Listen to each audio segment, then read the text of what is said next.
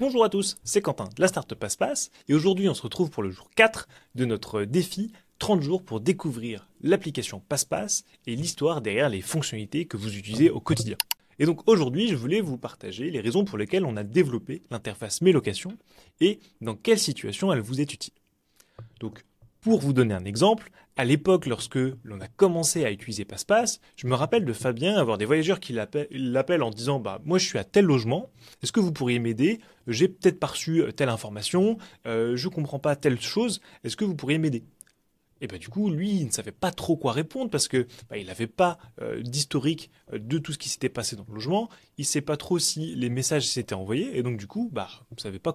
trop quoi dire en fait aux voyageurs. Donc il improvisait. Et je me suis dit, en fait, ce qui serait cool, c'est de pouvoir, en quelques clics, en recherchant le logement, savoir ce qui s'est passé dans le passé, quel est le voyageur sur place, la prestataire qui va s'occuper du ménage, les différentes informations concernant le séjour, et surtout, comprendre quelles ont été les automatisations qu'a fait Passe-Passe pour vous. Un peu un travail de vulgarisation finalement. Là, je suis sur l'interface Mes Locations, et donc comme vous pouvez le voir, en un clic, je peux savoir s'il y a un voyageur sur place, si justement, il y a une prestataire qui a été attribuée, etc., etc. Et en fait, là, je vais prendre un logement au hasard.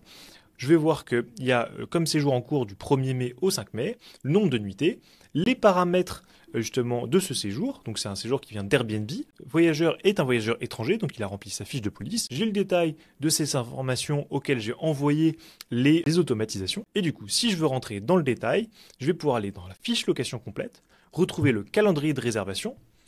voir un peu tous les automatismes qui ont été envoyés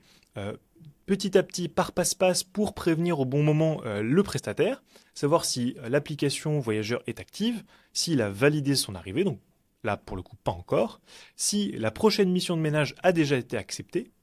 et du coup retrouver potentiellement l'application du voyageur si j'ai besoin, pouvoir l'appeler en un clic ou lui envoyer un mail. Dans le cas où il y aurait eu un problème avec le ménage, savoir juste en cliquant sur le précédent séjour, à quoi ressemblait le précédent rapport de ménage, s'il n'y avait pas des dégradations que l'on nous avait remontées et que on aurait oublié de traiter. Par exemple, le voyageur dit oui, je suis arrivé, l'aspirateur était sale ou pas vidé, et du coup je peux vérifier cette information-là parce que j'ai les bonnes informations